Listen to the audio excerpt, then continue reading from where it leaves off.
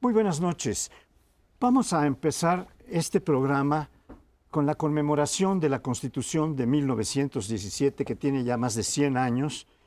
Y es una Constitución que se hizo al terminar la parte armada de la Revolución. Se convoca por el primer jefe del Ejército Constitucionalista, Venustiano Carranza, a un constituyente que debía reformar la Constitución del 57. No se le convoca para hacer una nueva Constitución, pero llegan los revolucionarios que habían estado en los campos de lucha y entonces introducen una serie de cambios de los que no estaba Carranza de acuerdo, porque introducen los derechos sociales de los trabajadores del campo, de la ciudad, artículos 123, 27.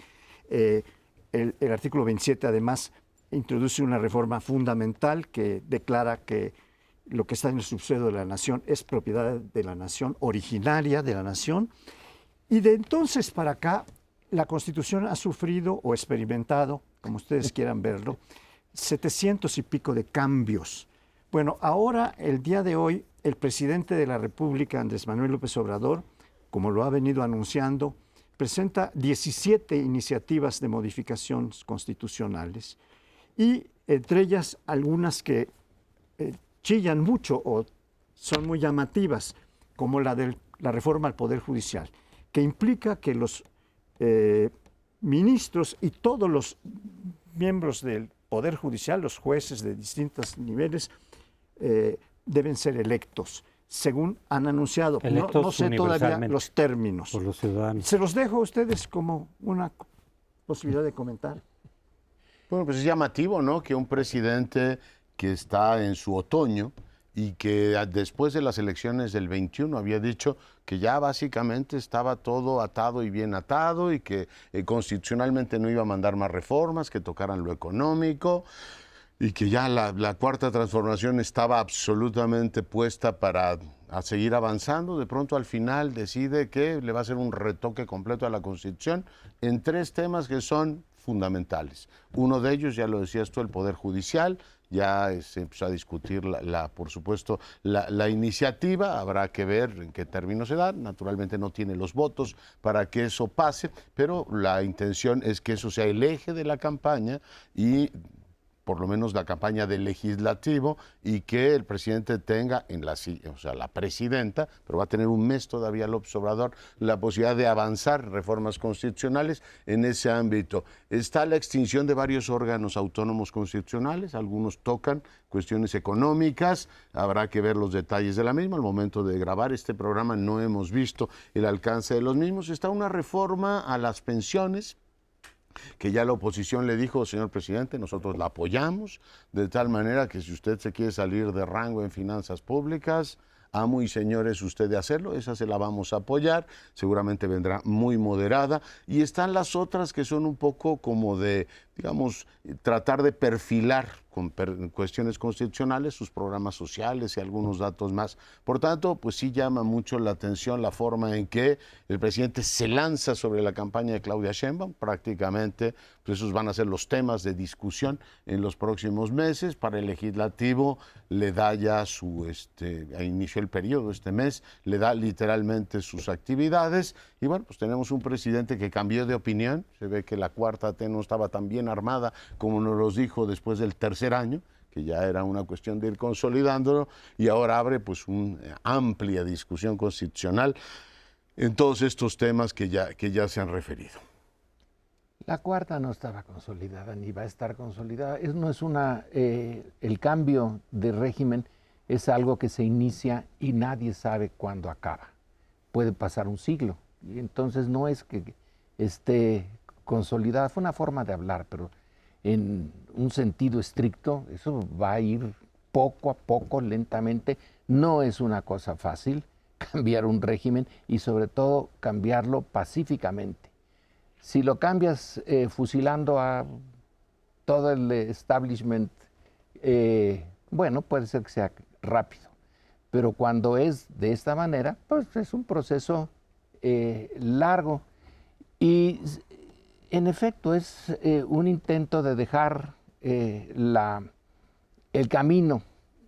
Es un intento, se puede echar atrás, Pero yo sí veo un artículo de Viridiana Ríos hoy, sí, lo señala.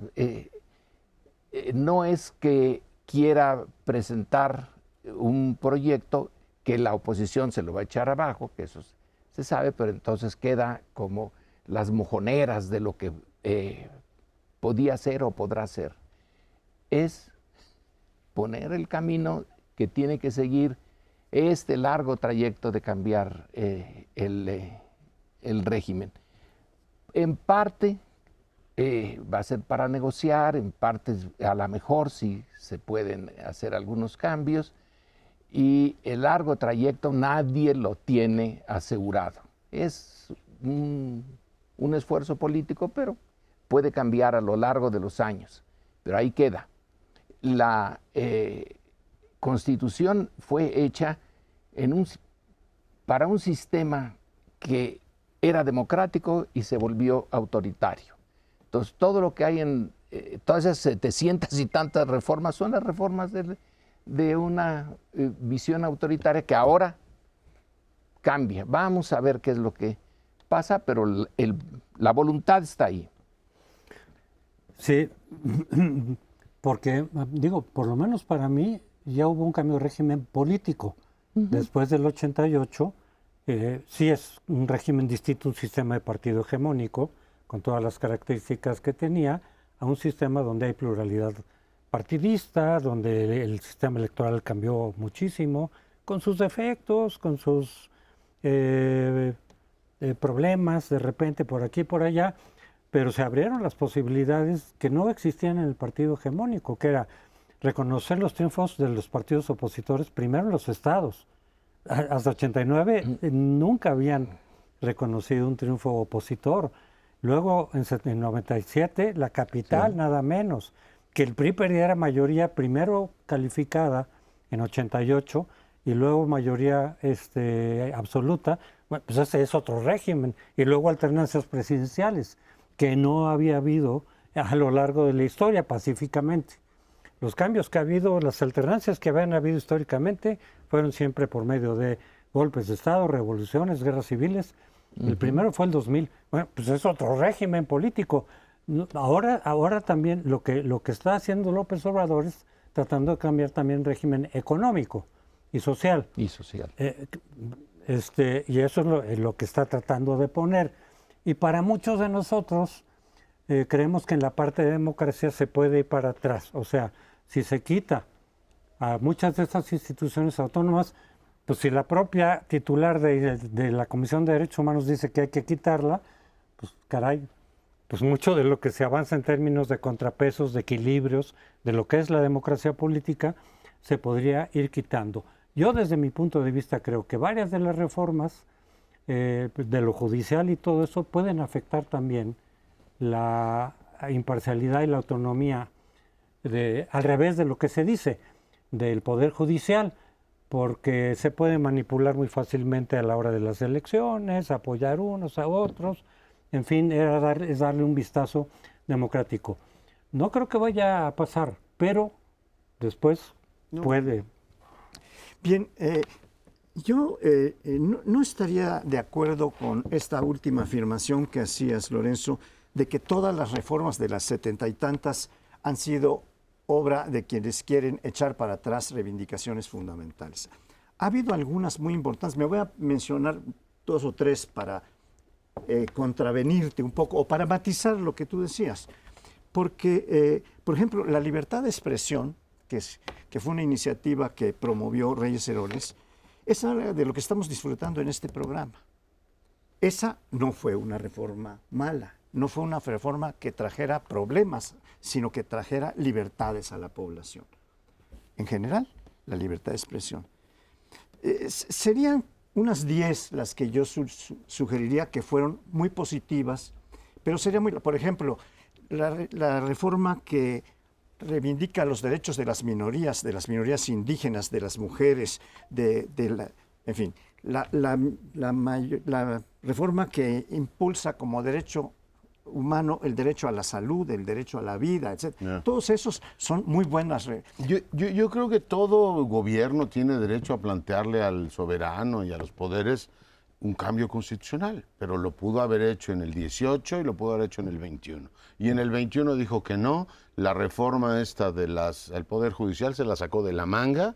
Yo lo tengo grabado donde me dicen el 18, no vamos a hacer reforma al Poder Judicial. Si tú no le haces ese ofrecimiento a la gente, pues que se lo haga Claudia Sheinbaum. Claudia Sheinbaum ahora es candidata y podría decir, hay que reformar el Poder Judicial. La pregunta que yo hago a esta mesa, retórica la fórmula de plantearlo, es ¿por qué un presidente agónico, después de no haber planteado esto a su electorado ni haber hecho consultas sobre el particular, quiere al cuarto para las 12 hacer cambios a la Constitución cuando nos había dicho, él lo dijo, ya acabamos esto, ya me quedan un par de cuestiones pendientes, descentralizar las secretarías y el tema de Ayotzinapa que le sigue dando vueltas, pero pues yo digo que las reformas constitucionales están muy bien, pero hay que sometérselas a la gente y no presionar. Claro que no va a pasar, no tiene los números. Lo que quiere es montarse en la campaña y que ese es el tema de discusión. El término de agónico yo lo cuestiono. No, agónico, sí, el sexenio. Es que dijiste presidente agónico. O sea, presidencia agónica. Que Dios lo guarde muchos años. En el final de su presidencia, sí quiere poner las cosas a discusión y las va a poner con esto. En las elecciones de este año, en principio van a estar estos temas. Lo de Reyes Heroles, que dices, pero no, si no se echaron para atrás, era funcional para el sistema autoritario, ya no se podía seguir como antes. Sí. Lo que hace Reyes Heroles es hacer una observación inteligente, no va a democratizar el sistema, pero sí le va a empezar a abrir espacios porque ya no se puede. Entonces sí son reformas hechas para seguir el sistema autoritario con cierta, digamos, dosis haciendo aquí una concesión. Por eso vivió tanto. ¿No? Digo, no Reyes Heroles, sino el sistema. Y precisamente había un término distinto para eso que tú dices, al de democratización, que lo usábamos, o sea, liberalización. Es decir, ábrele, pero no tanto para perder la hegemonía o el control del poder, pero para darle legitimidad, para que entren nuevos partidos. En fin, después de que López Portillo se quedó como partido único, le quitó legitimidad. Yo sé que, en cambio, ya cuando después del 88, con algunas de las reformas de Salinas, pero sobre todo Zedillo, ahí sí fue ya más democratización, porque ahí sí ya estuvo en juego el poder presidencial. Por eso decía yo, sí hubo un cambio de régimen político en esos años. Ahí ya no se llama liberalización, sí hay un cambio cualitativo. Pero yo sí creo, tomando lo que dice Leonardo, que por ejemplo esta reforma de los salarios que sean del 100%, pues claro que tiene una intencionalidad electoral. Es decir, pues, es alguna oferta que la gente, pues, claro que quiere una pensión con el 100% de lo que estaba ganando.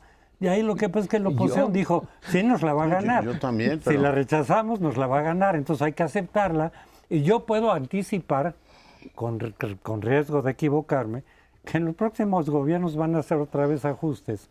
Porque según todos los expertos que yo he visto, leído, oído, dicen, no va a alcanzar. Pero ahorita electoralmente sí importa. Yo creo que esto que dice Leonardo es correcto desde mi punto de vista.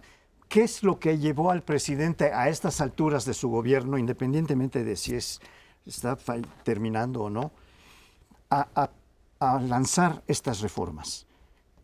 Meterse al proceso electoral de 24 y de una manera más o menos legítima. Porque de otra manera no se podría meter, está vetado. Es falso, estamos en plena campaña presidencial, todo el mundo la está haciendo y el presidente entra de esta manera para impulsar a sus candidatos. O para, digamos, eclipsar, también podría leerse así, ¿no? Es que lo proponga la candidata, que no es candidata ella.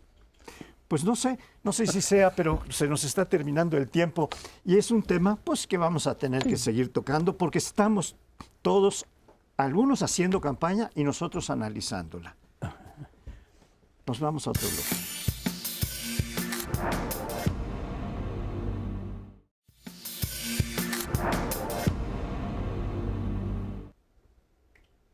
Bueno, en este segundo bloque les propongo que revisemos la relación México-Estados Unidos. Hay un elemento de tensión enorme, que es la gestión de la frontera y todo el tema migratorio.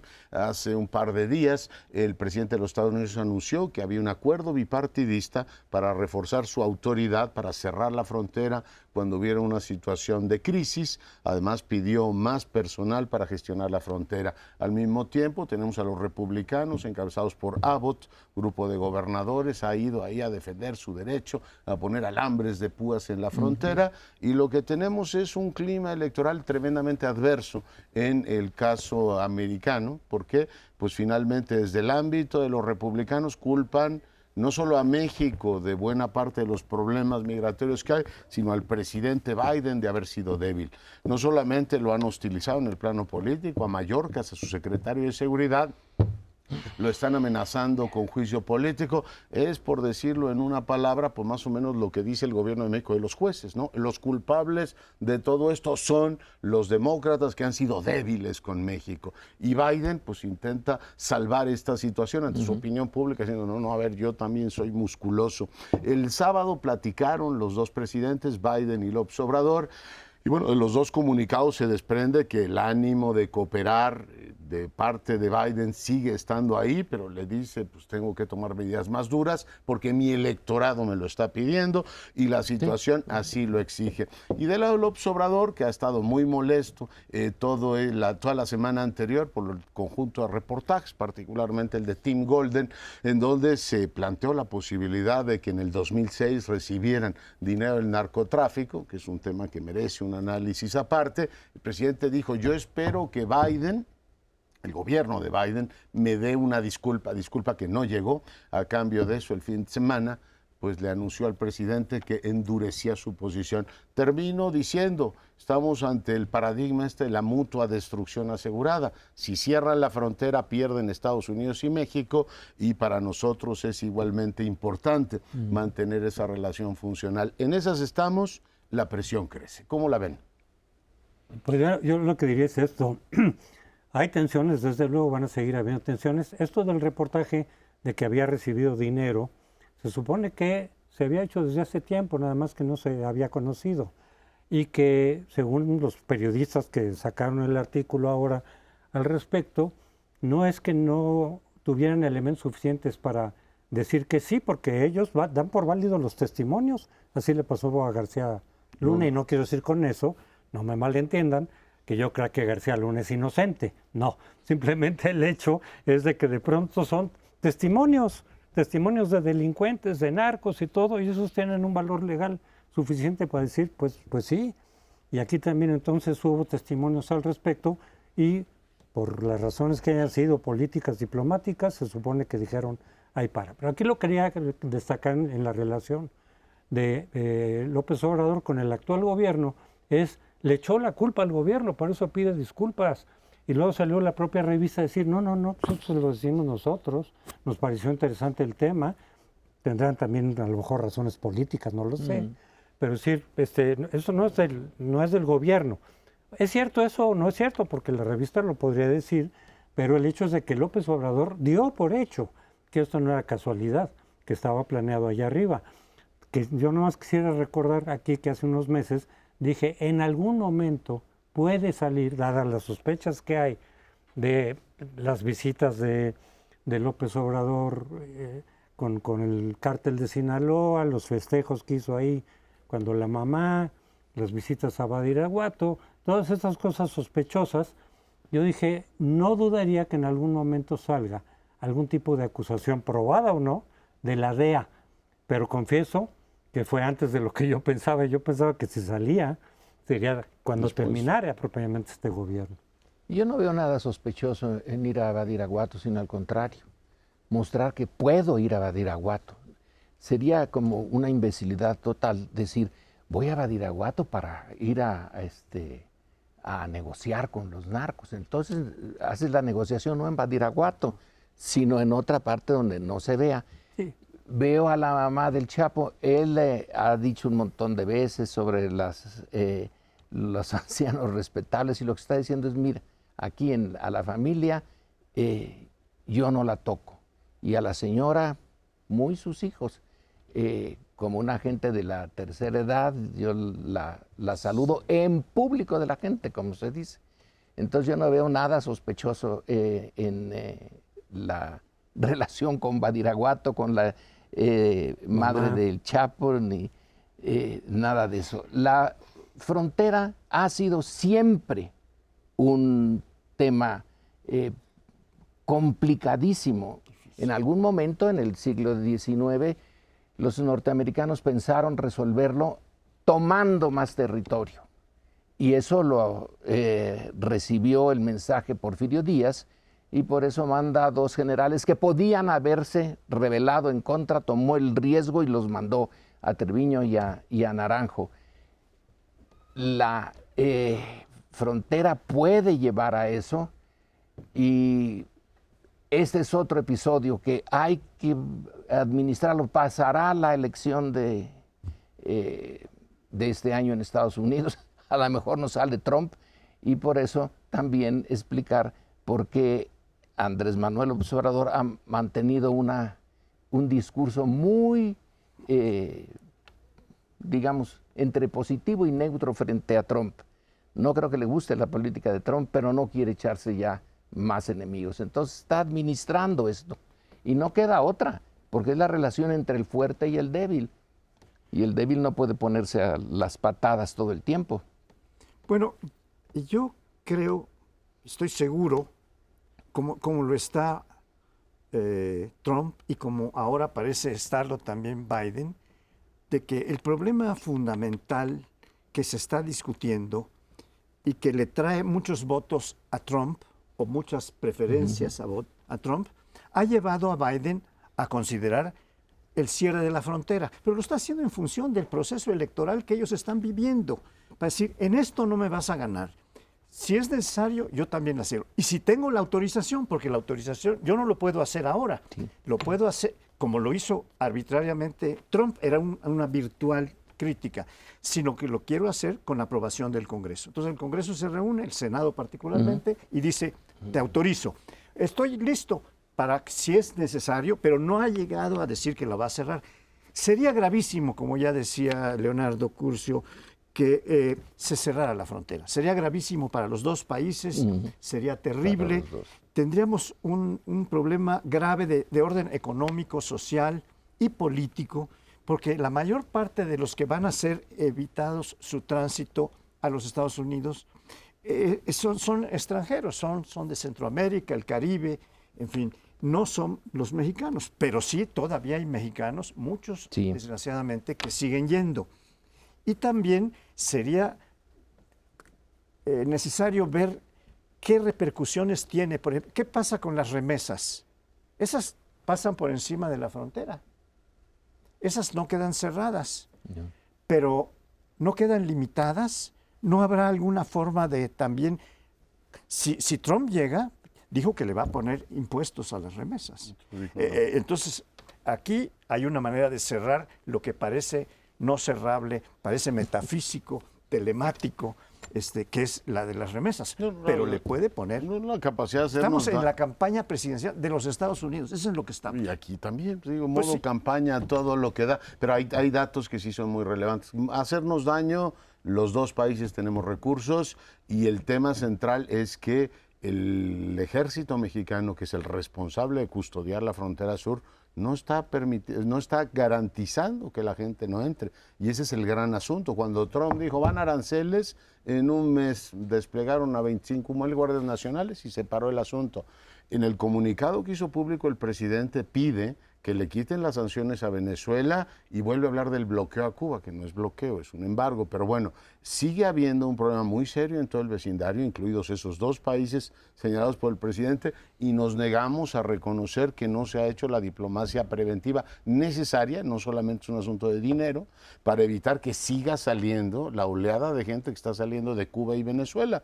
Lo deduzco a partir del comunicado que este sábado emitió el presidente de la República. Por tanto, además de campaña, hay miles de personas que están llegando a la frontera de los Estados Unidos y que entraron por México. Y eso pues lo tendremos que explicar de alguna manera, ¿no? Yo quiero retomar, Lorenzo, perdón, lo que dices, ¿No te parece raro pues todas estas cosas de... No fue nada más el saludo accidental de la mamá, convivió, era un cumpleaños, convivió, ahí estaba el hermano del Chapo, ahí estaba el abogado del Chapo que se lo jaló ahí a platicar. No digo con eso que eso demuestre la culpabilidad, digo que eso sí le genera a mucha gente decir, está raro. Y yo pregunto nada más, ¿qué hubiera hecho o qué hubiera dicho López Obrador si eso mismo lo hubiera hecho Calderón o lo hubiera hecho Peña Nieto, que hubiera hecho? Y tengo una pequeña prueba o una demostración. Ahora que salió todo esto de la DEA y demás, salió un Twitter que empezaron a circular de López Obrador diciendo, porque también la DEA dijo que Peña Nieto había recibido dinero del narcotráfico, también lo sugirió en el sexenio, en el gobierno de Peña Nieto, y sale un Twitter de López Obrador, ni siquiera poniéndolo en duda. Dijo, por supuesto, claro, ya sabíamos, esto es un narcoestado y esto va a quedar como algo histórico. Entonces, ahí simplemente lo que yo digo es, pues, la doble vara. Bueno, recibió de Odebrecht, ¿no? También, pero estaba Nieto. también lo de la DEA. Algo semejante a lo que están diciendo. Está bien, está bien. Lo único que también se puede decir de este lado son las pruebas. Si las tiene, y si realmente recibió el dinero, ¿por qué los norteamericanos se quedaron tan Desde callados? 2006. Son parte, entonces, son culpables, porque están Encubrimiento. friega y friega con el fentanilo, y si lo sabían y tenían las pruebas, pues el callarse, tanto acuerdo. peca el que mata la vaca como el que le detiene la pata. Bueno, si esto quedó enterrado, quedó después de 2006 en que la DEA lo denunció. Y esto ya no apareció en las elecciones de 2012. Ahora viene a aparecer y lo vuelve a sacar la DEA. Y en la DEA hay corrupción. Se ha mostrado claramente, ya había presos de la DEA por estar corrompidos. A lo mejor también pudo haberse corrompido. No, que quién lo duda, ¿no? Digo, la DEA acusó 6 años después para a García callar. Luna. 6 después. En este caso aparece casi terminando el sexenio. También trataron de empapelar a Cienfuegos. No, pues si lo que quiere la DEA es decir, en México no se salva a nadie. Todo es un país de corruptos, panistas, priistas y morenistas. Yo creo que el presidente leyó bien que el golpe le venía del Departamento de Estado y no hay manera de que si 3 al mismo tiempo salen con la misma historia, no se crea que fue una acción concertada. Tenemos que hacer una breve pausa, volvemos.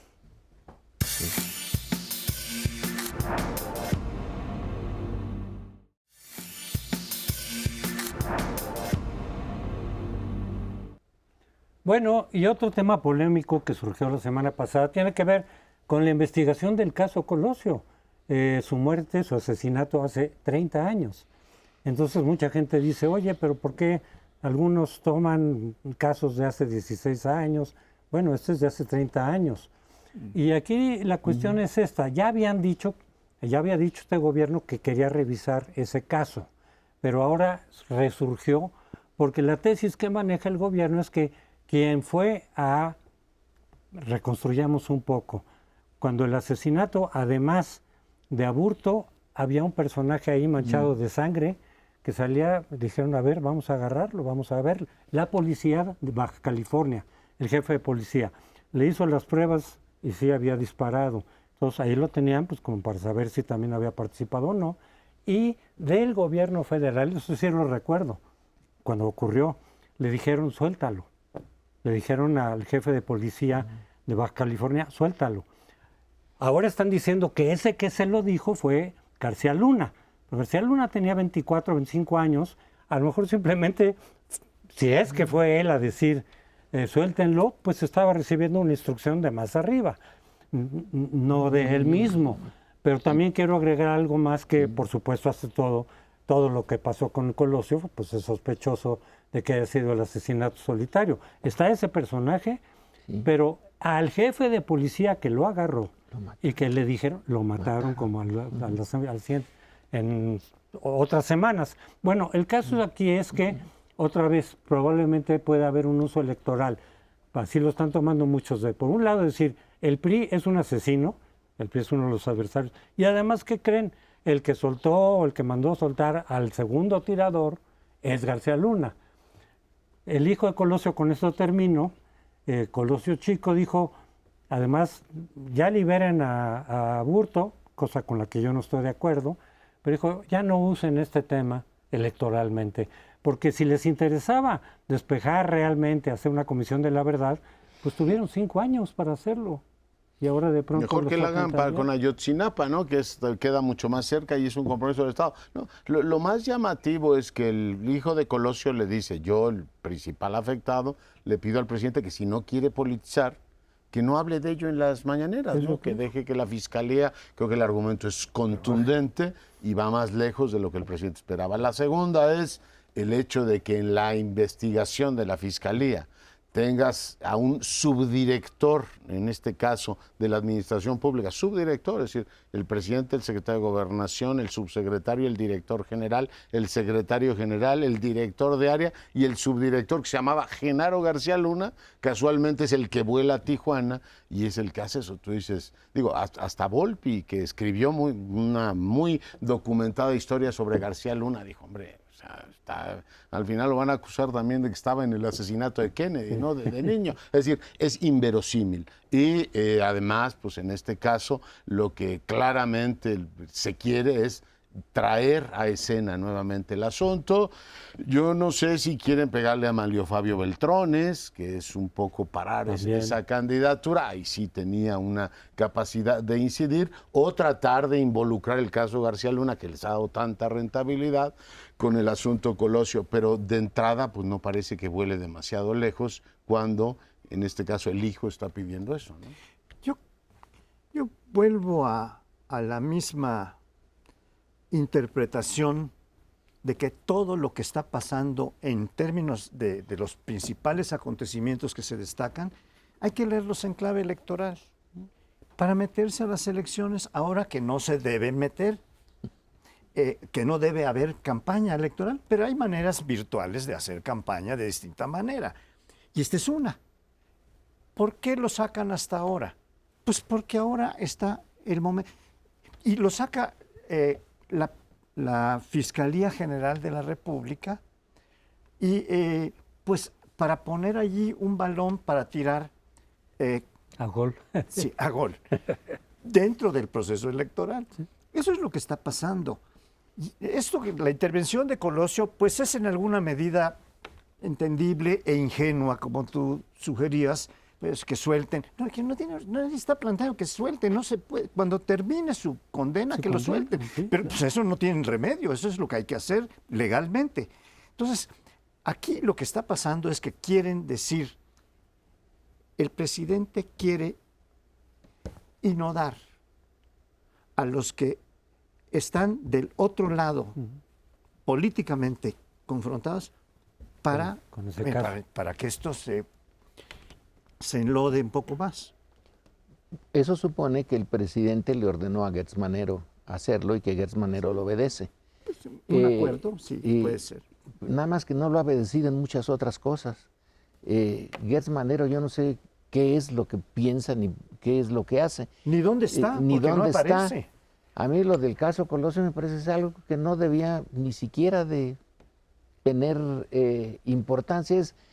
Es una jugada en que le pego con el taco a la bola, va a parar a esa esquina, luego a otra, y luego va a llegar, finalmente le va a dar al PRI.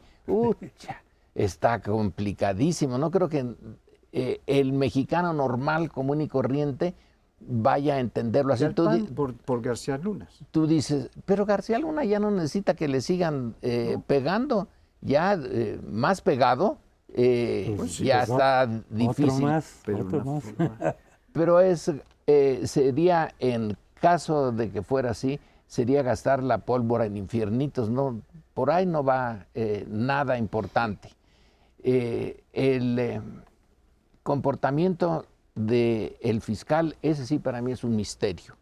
Yo no sé cuál es la visión que tiene de sí mismo, de su fiscalía, qué cosas bien importantes las ha dejado ir y cosas absolutamente ya irrelevantes las vuelve a sacar. Alguien está desorientado, o estoy yo o está él, pero aquí alguien está desorientado en el sacarlo de Colosio. Pero tú comentabas que en las mañaneras sí ha mencionado. No, 3 veces, por el eso le López digo, Obrador, Colosio o sea, si no es importante, pues no lo comenta. No sería ¿no? solo cosa del fiscal. Pero ¿cómo quién lo ha sabe por qué. comentado? Ha hablado del tema de Colosio en varias ocasiones. Y Hay que la respuesta revivirlo y hay que del- resolverlo, dijo. es, si no tiene relevancia política, no lo politicemos, dijo Colosio, si no tiene relevancia política, ¿qué hace el presidente hablando Hablando de de eso? las mañaneras. Creo que es contundente el argumento. Yo coincido contigo, Lorenzo. Yo creo que es pólvora en infiernitos. Yo creo que eso no tiene mayor impacto ni mayor. Pero creo que la intención es esa. Porque si fuera una cuestión de la pura fiscalía, pues el propio López Obrador incluso podría decir: oigan, eso déjenlo un poco a un lado porque se hace 30 años, no tiene nada que ver. Pero si lo mencionan en las mañaneras y por eso se enoja Colosio Jr., que dice: oye, están utilizando el asesinato de mi padre, una cosa familiar, para un uso político. ¿Es el objetivo real o no? No lo sé, pero parece. Y acordémonos que en la política muchas veces lo que parece, así lo percibe la gente y tiene un efecto real. Y la versión de la confrontación de Gertz Manero con García Luna, esa sí es vieja, esa es pero 23 años. Es que aquí discutimos lo hace 30 años, me ha pasado ayer. Yo me imagino que los que nos ven dirán, ¿estos ¿De qué hablan? Son viejitos. 2000, no, son viejitos. ¿De qué hablan? Oye, pero el presidente también habla del 94, de Zedillo, como si hubiese gobernado y no de Peña. No, pero el tema es una vieja querella de Gertz Manero con Genaro García Luna, sí. esa, que quisiera utilizarla en el último tramo, pero sí, ciertamente no parece que tenga suficiente gas. Y me sigo preguntando, después de tantos presidentes que han pasado, ¿por qué han tenido el incentivo de ocultar eso, si fuese realmente cierto? ¿Por qué lo hizo Zedillo? ¿Por qué lo habría hecho Fox? Ha habido, creo que 3 o 4 fiscales, ¿no?, del caso Colosio, y ya, pues, después de tantos años, el asunto, en fin, tendríamos más luz sobre el tema, ¿no? Lo que pasa es uno de esos casos que no se va a resolver. Como el Es de el Kennedy. O el de famoso Obregón, ¿no? caso de Kennedy de Obregón. ¿No? También. El que cuenta mucho el presidente es el de Carlos Madrazo, ¿no?, que tú conociste muy bien. Sigue teniendo Sí, una versión. Y bueno, pues ahí están. Espero que no reabran ese también, ¿no? Yo espero que sí. Ah, sí. Sí. Es un buen tema. ¿En qué Está año abierto murió Madrazo? en un libro que publicó Cuauhtémoc Cárdenas. Que Pero se hay que llama decirle al público de qué estamos hablando, porque Seguir también mis pasos. Y Porque lo el dice. presidente ha manifestado varias veces su Sí, duda y respecto dijo, me a lo la dijo versión Cuauhtémoc, oficial. pero lo escribió Cuauhtémoc, está publicado. Probablemente no sabremos nunca exactamente qué pasó con lo de Colosio, pero sí creo que la gran mayoría de la gente no se cree la versión del asesinato solitario. En parte por ese tipo de cosas que pasaron. La persona que agarraron manchada de sangre, que luego la soltaron, luego matan al jefe de la policía. O sea, cosas demasiado raras como para que fuera solamente aburto. Eso creo que, aunque no sepamos exactamente en Segundo qué, tirador. por qué, quién.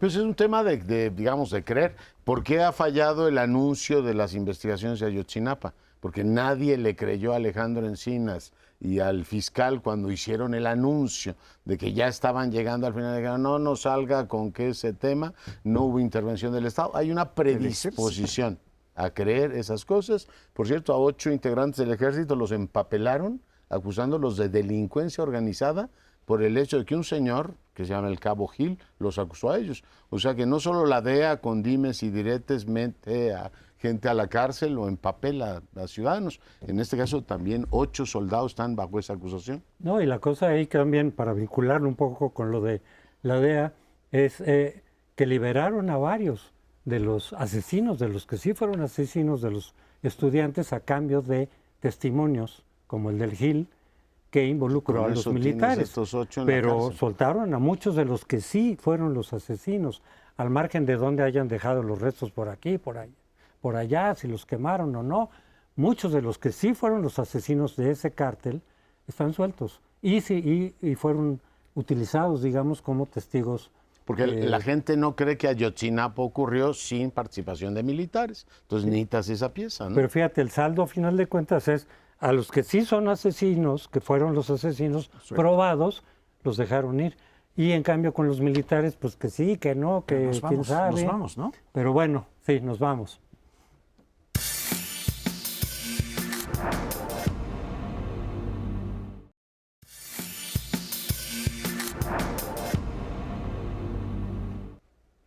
Llegamos al final de este programa con un tema internacional, ya los estamos acostumbrando a ustedes a esto.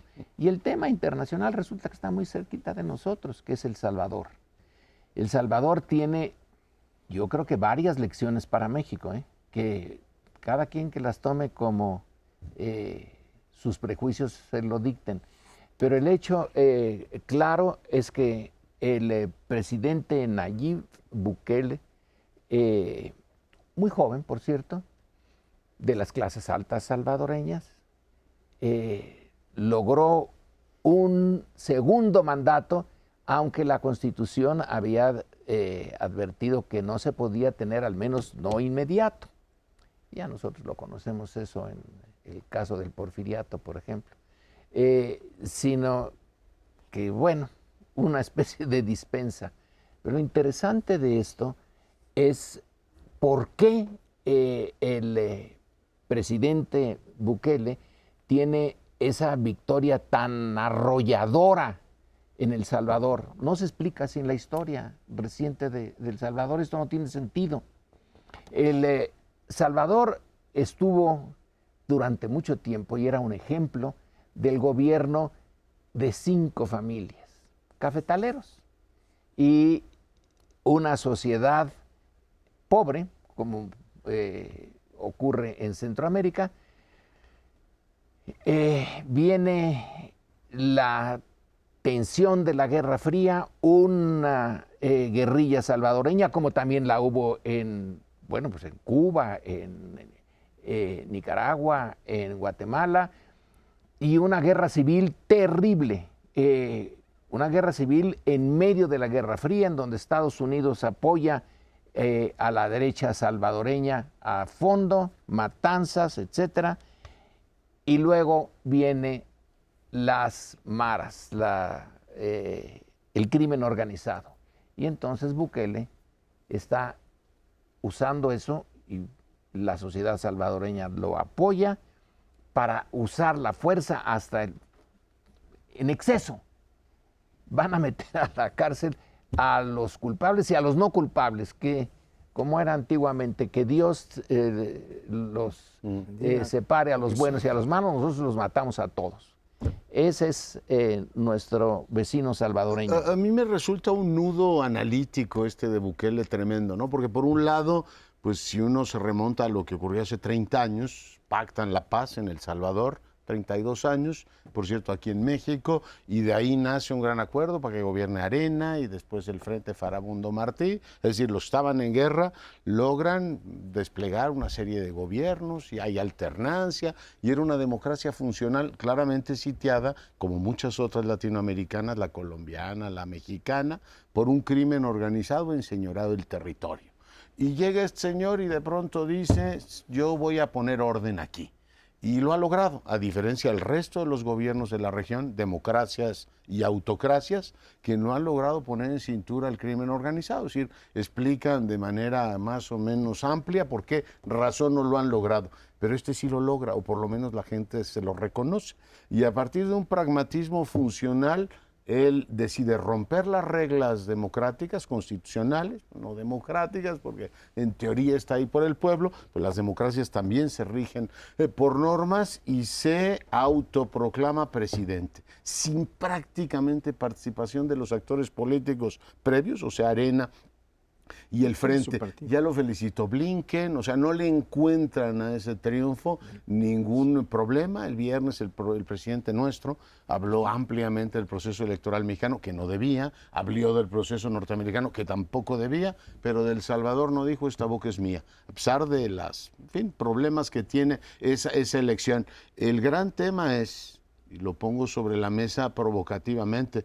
A mí esto me recuerda más a Fujimori. Fujimori de los 90 era el héroe que venía a salvar de todos los demonios. Y ese es el gran tema de América Latina, los salvadores personalistas que van rompiendo todas las reglas en el camino, pues pueden tener mucho éxito en el primer intento, pero finalmente cuando destaparon la olla express del Perú, dijeron, oiga, ¿a qué costo pacificó usted el Perú o desmembró a todos esos grupos? ¿Le saldrá su Vladimiro Montesinos?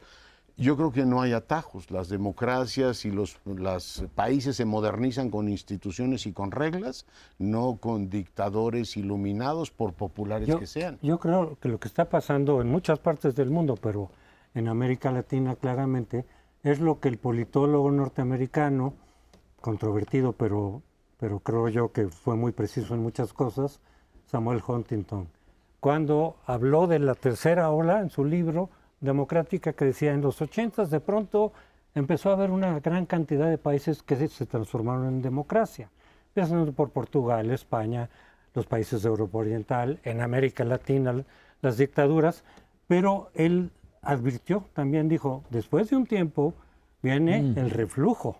Las y así ha pasado. contraolas autoritarias. Es decir, muchas de esas democracias nuevas de pronto no resisten, se vienen para abajo, algunas sí resisten, dice, y eso ha pasado en las tres olas que él mencionaba, principios del siglo XX, después de la Segunda Guerra Mundial y en los 80s, ¿no? Yo creo que ahorita estamos viviendo un reflujo en donde varias democracias están en riesgo, varias democracias se están cayendo, entonces tenemos, sea que los gobiernos sean más de izquierda, más de derecha, y me pongo el caso nada más de paso de lo de Venezuela ahorita también, donde Nicolás Maduro, que controla la Suprema Corte ya, bueno, el Tribunal Supremo, ¿cómo se llama?, para inhabilitar a su principal contendiente, opositora, mujer, durante María Corina 15 Machado. años. María Corina, sí, por 15 años, pues porque él tiene el control de las otras instituciones, que es el problema. Entonces, en varios países de América Latina creo que estamos viendo ese reflujo, donde algunas democracias podrán resistir y otras se vienen para abajo. Bueno, yo tengo la impresión, y me hice la pregunta muy fuertemente a mí mismo, de por qué gana, pero con esta proporción, 85, y hace unas horas vi que había sido el 87%, pero en fin, es arrolladora. Y vi también las imágenes frente a Palacio de Gobierno de las multitudes aclamando y celebrando, festejando el triunfo de Bukelele. ¿Por qué? ¿Por qué es este apoyo ahora tan grande, tan desmesurado? Porque la sociedad salvadoreña había vivido periodos terribles de terror con las dictaduras militares, pero cuando lo empieza a hacer el Mara Salvatrucha, sí, entonces eso no solo es condenable, afecta a muchas familias, y no solo de Salvador, toda Centroamérica estaba tantalizada con el crecimiento de la Mara Salvatrucha. Llegaban a México con los migrantes. Había que resolver eso para Centroamérica y para los países colindantes, porque la Mara Salvatrucha ya era de tal fuerza delincuencial y estaba obteniendo recursos y estaba comprando gente del gobierno, etcétera, y esto lo sabía la sociedad. Se iba publicando.